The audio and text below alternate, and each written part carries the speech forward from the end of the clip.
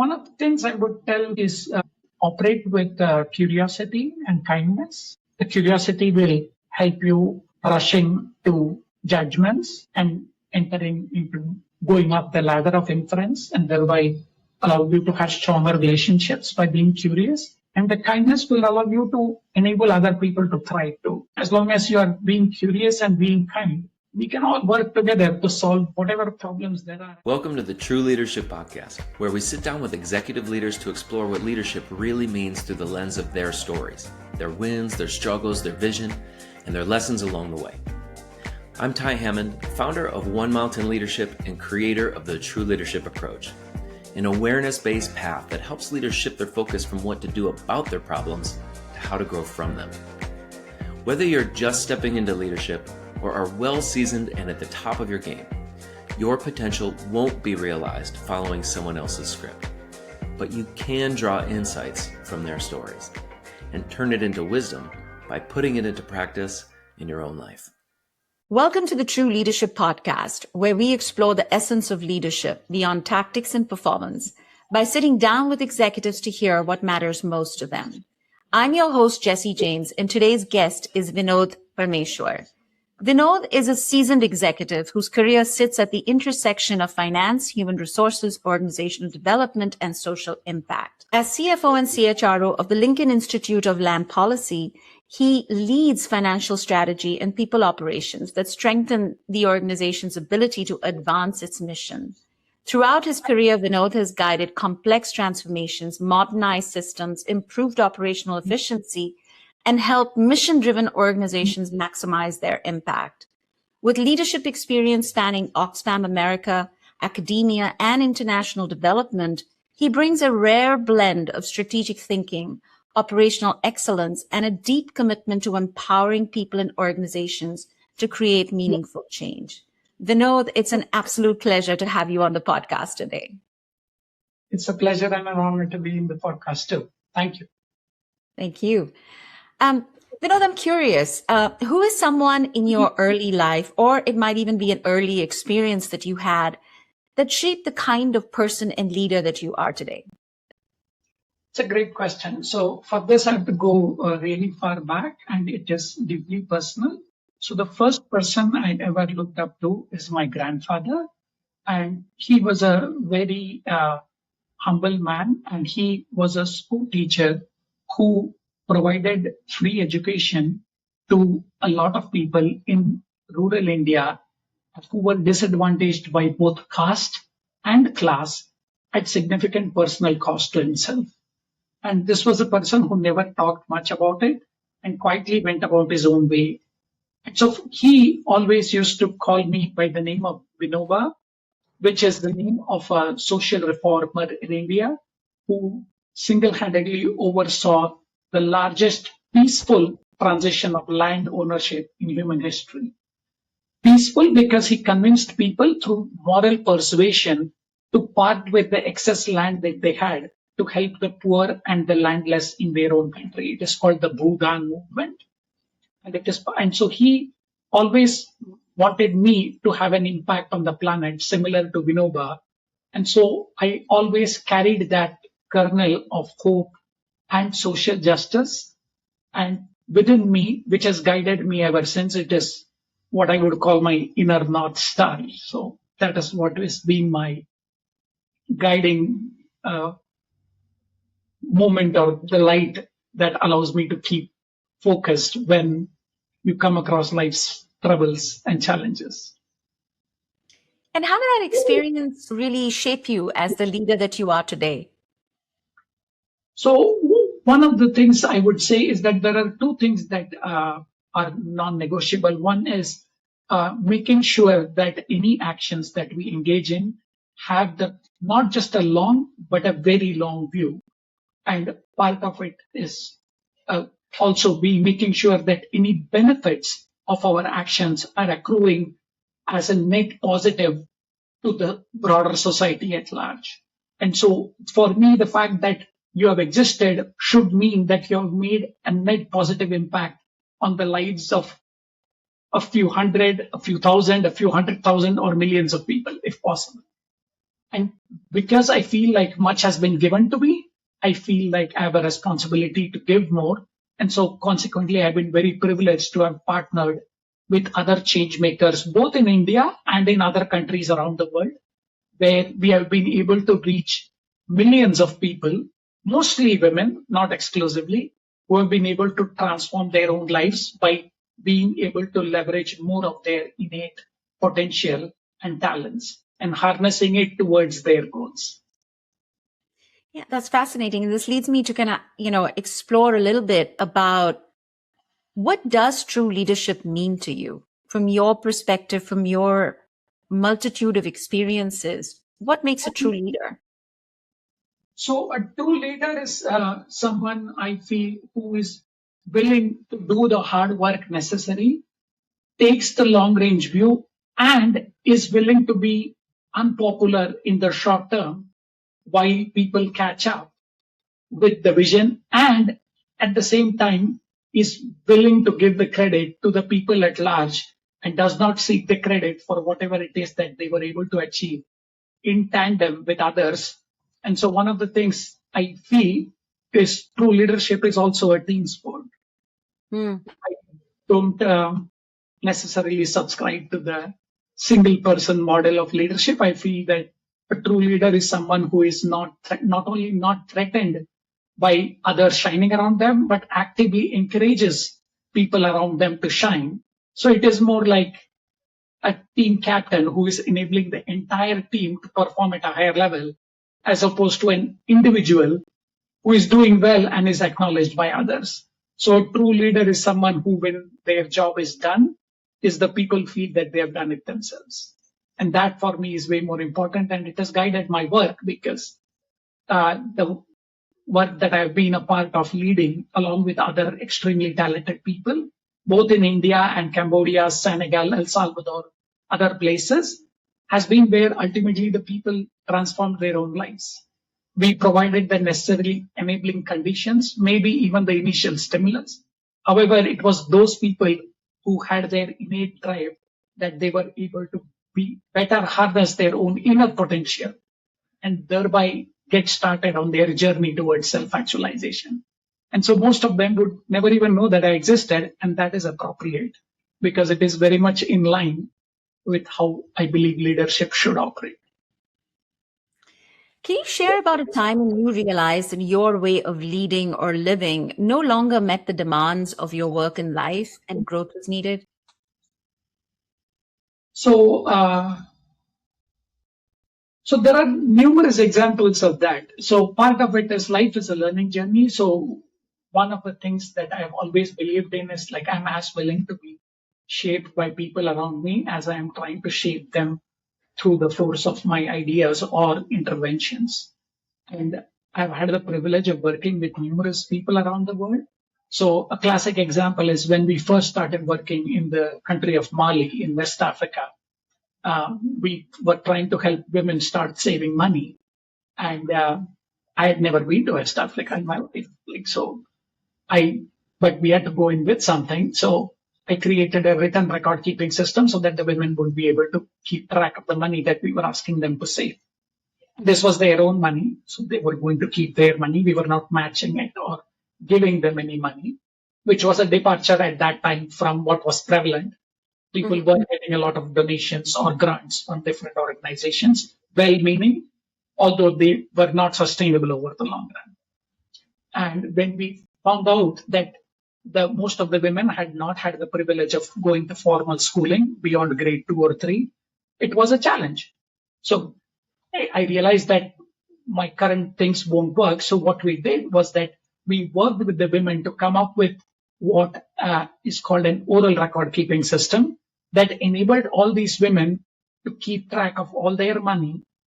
And then they were consequently able to save millions of dollars without using pen or paper.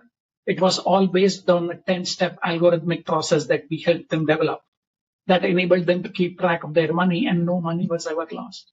So part of it is having the humility to learn from others and then equipping them with their own strengths and creating programs that actually enable people to ride on their strengths and not capitalize on their weaknesses. So you It requires a willingness to suspend judgment and be more open and accepting of other things. The example goes further because then we wanted the women to form groups themselves. And at that time, the prevalent philosophy was that groups could only be formed by paid, what were called animators, belonging to local nonprofits in those countries. And these women, having not gone to college and not holding formal jobs, were considered inequipped to do that. So we created a whole series of training whereby we were able to replicate the exact training that we were doing with animators who had gone to received formal training up to grade 12, or in some cases even undergraduate degrees. We were able to replicate that entire training through picture-based mechanisms so that all these women were not only able to learn that, but were able to teach other women how to form these groups on their own with the help of pictures, without a single word of their local language being used, let alone French, which was their second language. And even though the training manuals for all of these were originally in English and then in French, to enable us to train them. So there were multiple layers of tools created, but ultimately it allowed the women to be able to acknowledge not just their own skills, but even leverage it for greater impact. And ultimately, millions of dollars were saved. Yeah, Vinod, so impactful. And, as you kind of pivoted in both these situations, right?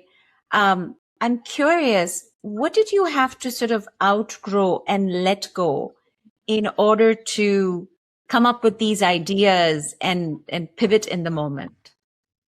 So one of the things that one has to outgo is the fact that people hold on to things that they have an answer, if not the answer to things.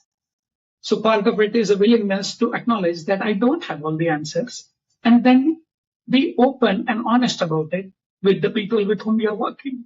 So initially, when we told the women that we are going to create a system whereby you can form the groups yourselves, the women literally thought we were joking.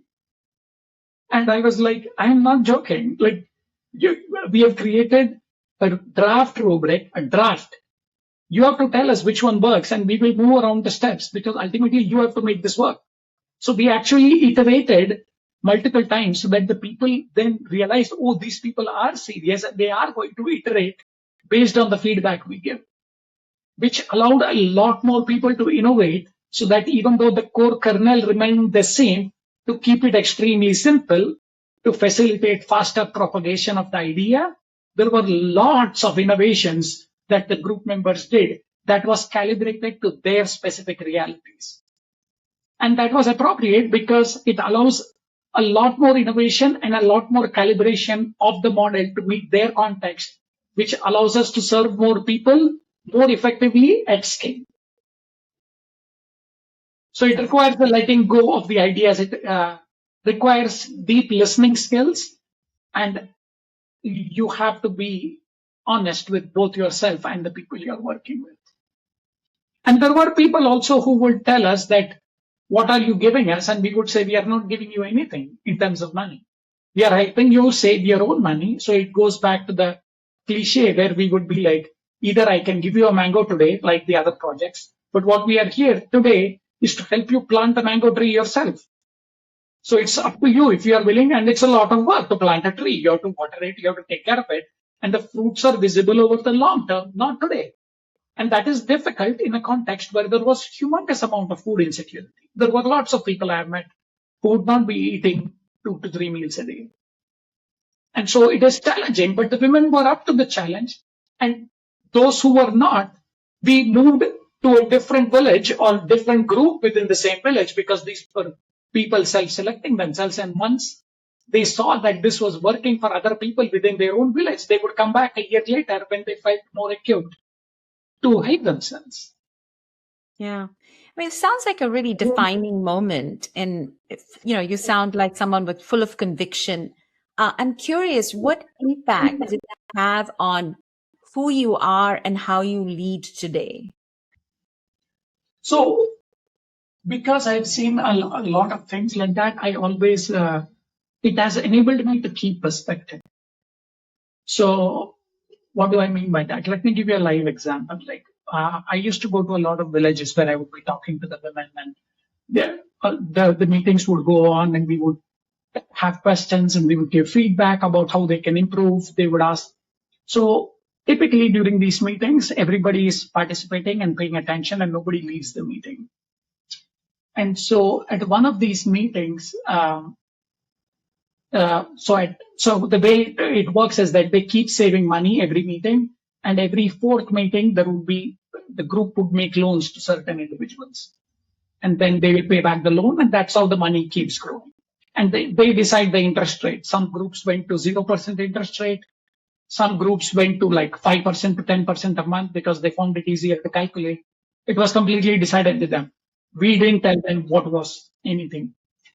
We told them how to do it, but we never told them what number to choose.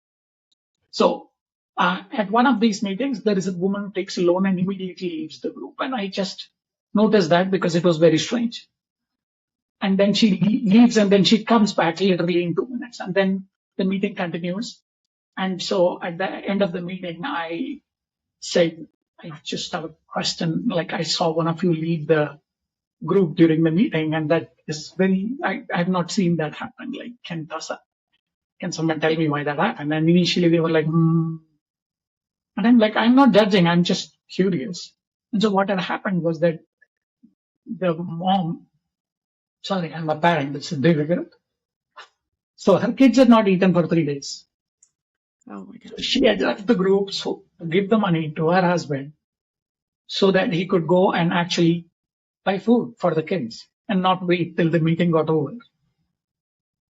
So I've seen that kind of extremely powerful change happen and lives actually be saved. So the way it influences me is that I can keep a calm head when there are a lot of things going crazy around me, because we are all privileged here. My kids are not hungry. Everybody is safe. We have access to healthcare.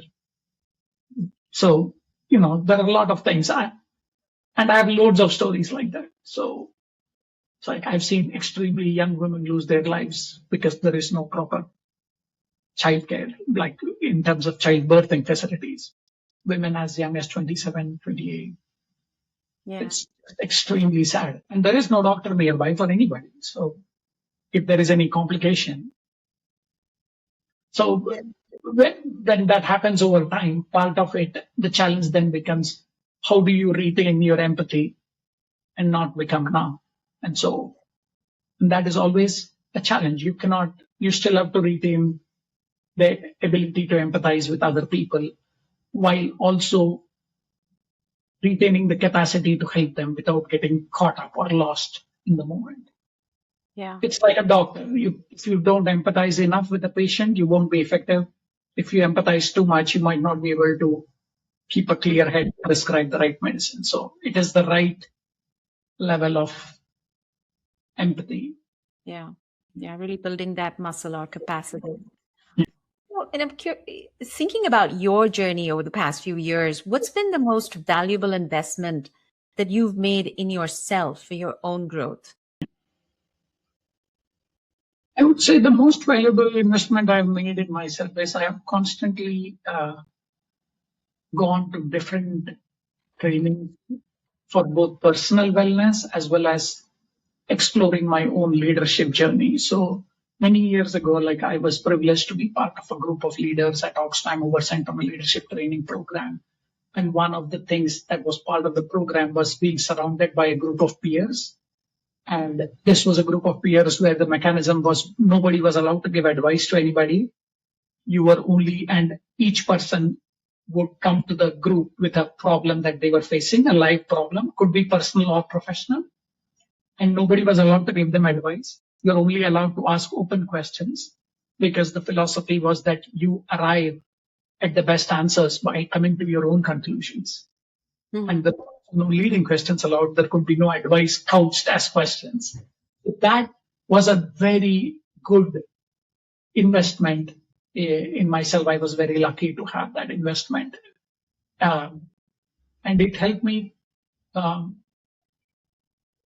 it helped me grow as an individual and as a leader, because one of the challenges at that time that I'd been facing was that, and this was a question that I brought to the group, it's like, when I enter specific rooms of leaders, like I find that I'm the only person in my category.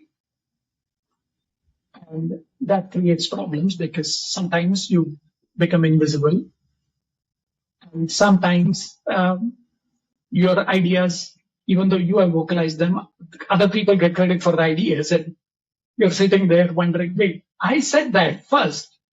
Like somebody just repeated what I said. So it was interesting in terms of exploring that idea. And then one of the things that I got challenged on by the group was that I was like, one of the things I was asking, like, it is difficult to be the first person in the room. And so one of the things was I was asked to reflect on is like, why can't you be the first person? Like, and so I always then took that as a responsibility for myself, where I'm very careful, because if I don't do well or if I make a misstep, then that will make things extremely difficult for any person in my place who is different from the dominant majority, who will never get that chance. So I take that responsibility very, very seriously. So, because I definitely don't want to spoil someone else's chances of succeeding in life.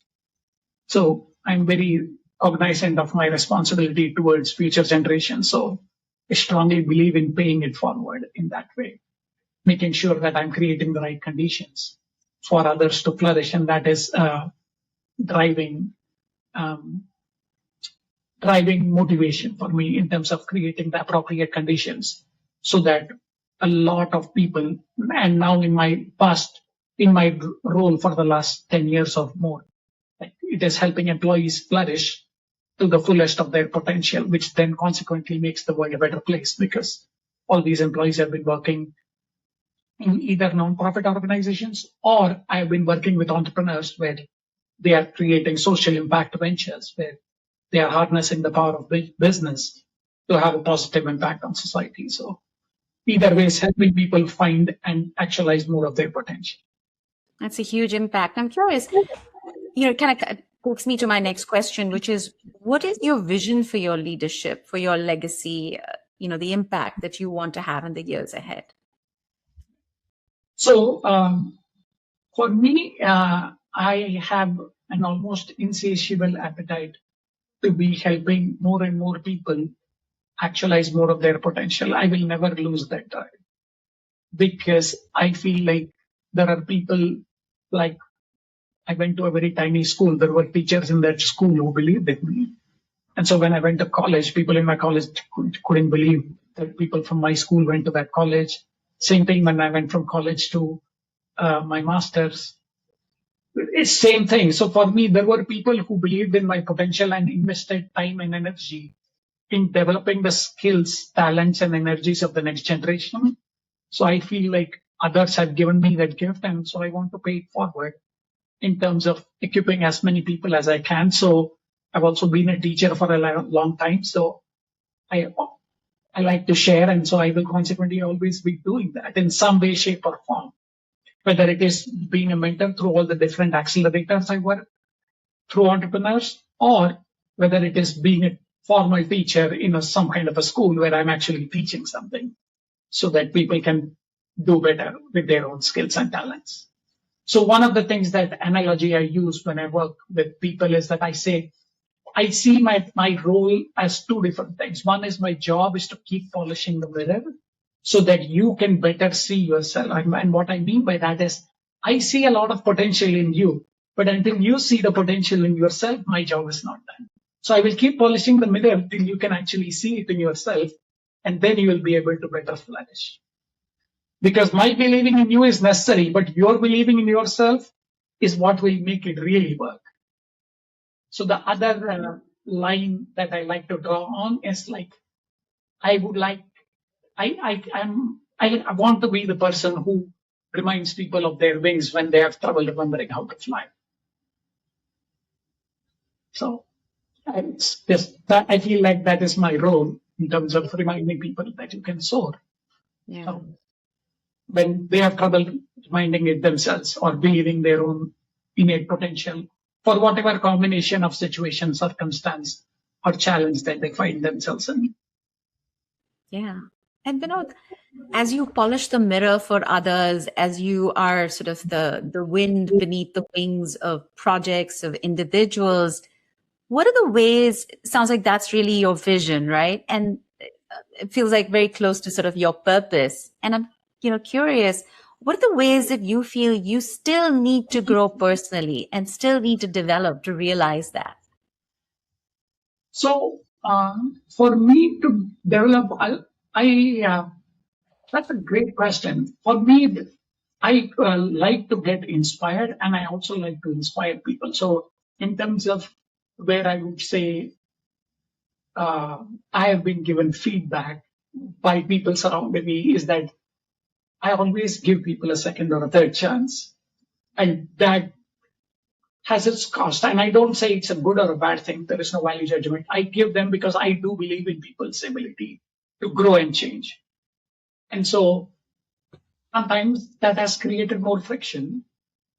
And my response to that always has been like, yes, I understand there is an institutional cost to giving somebody a second chance. But as human beings, I feel like we also owe it to them. So there is what I would say, I'm putting my finger on the scale in terms of making a moral value judgment there. I do believe in giving people a second chance. Is there a cost? Yes. Is it strictly a business decision? No, it is not a smart business decision in that sense because it's not ruthless, right? I don't believe in that. I believe in kindness. And that's a value that is important to me. And I would defend that to the nth degree. And so I've been called quaint, naive, etc., because of that insistence on being kind. But I feel like if you're growing a business, it has to, at its core, reflect who you are as an individual. And if it doesn't, then at a certain level, we are killing a portion of our humanity for business to excel, and that is an unacceptable cost.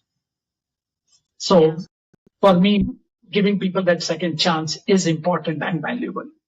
And so I'm still working on making sure that I'm able to also consequently hold people accountable in an appropriate manner. Where do you feel most tested right now? Like what challenges are stretching you the most, both in leadership and in life? So the thing that is testing me more is like trying to make sure. So I am an optimist. I take full ownership over that. Where it becomes testing is that because of both the speed of change, including technology like AI, I still tend to be positive because I fundamentally believe in the power of human resilience and human beings' potential to adapt and grow and innovate.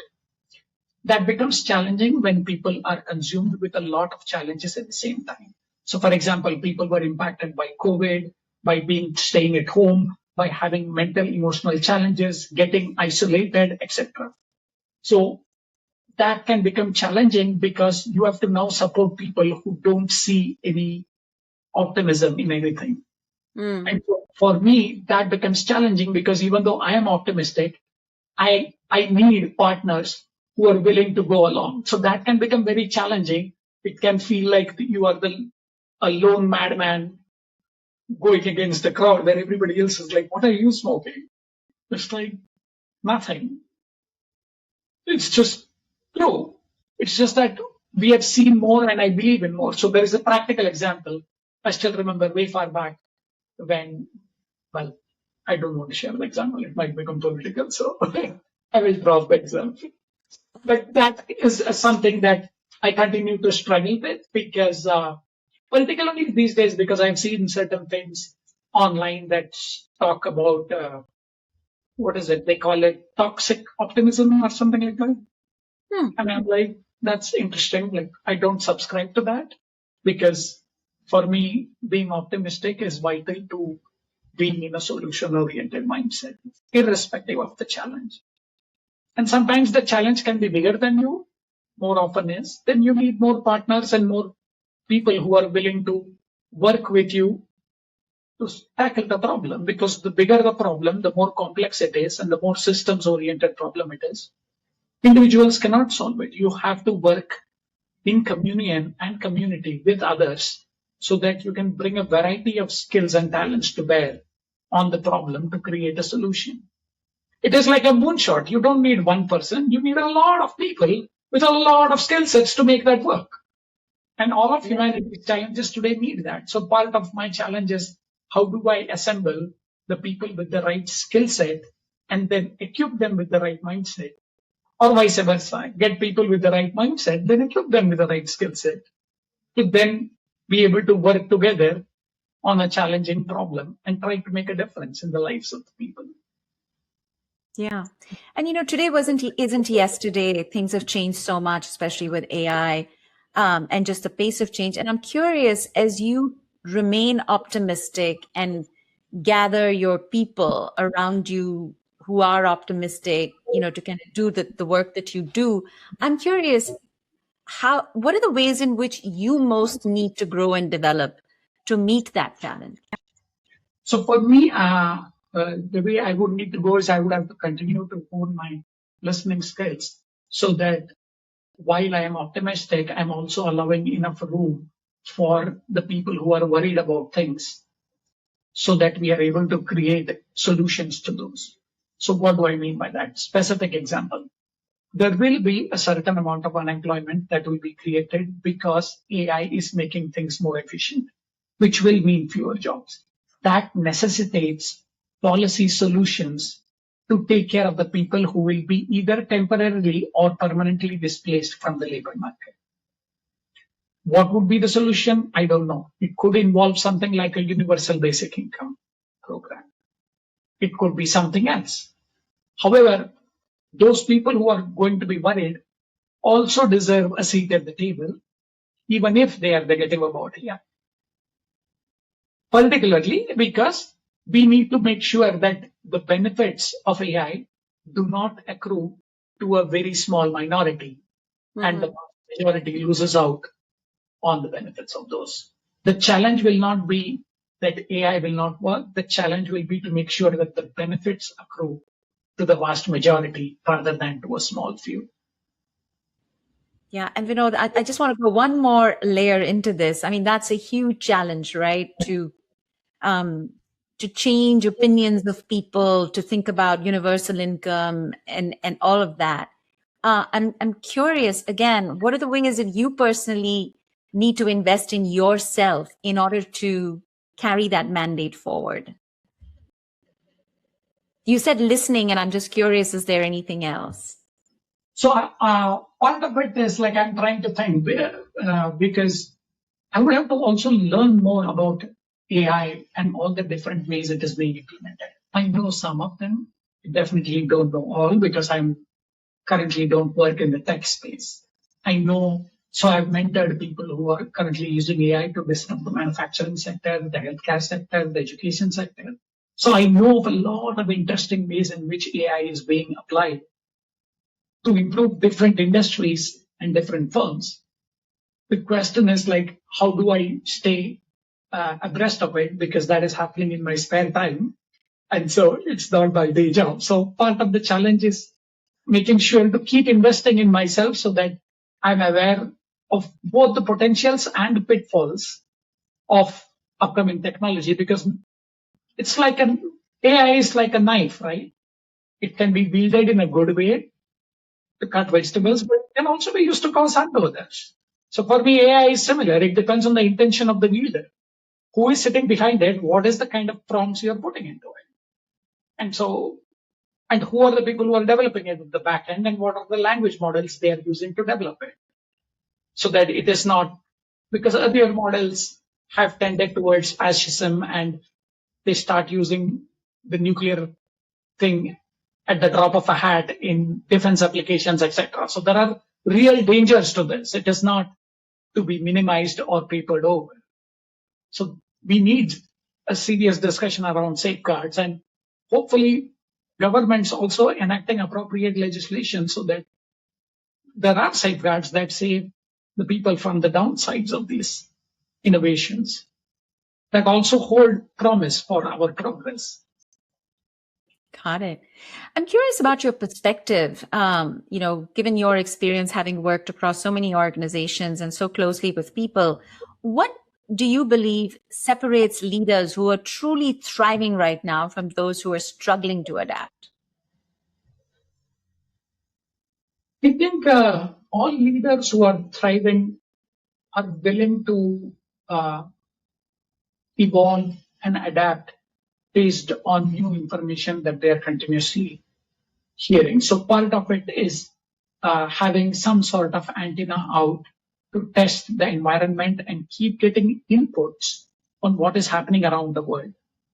And that is difficult in this day and age because the volume of information available is very, very high.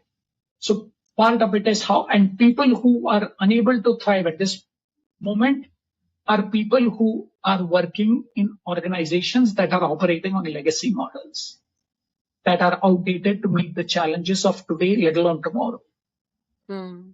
And unless one has the willingness to accept that reality and drastically change that model and be at the front end of that change and drive that change as opposed to being consumed by the change, those are the leaders who are more likely to thrive over the long run and are thriving in the moment, what I would say.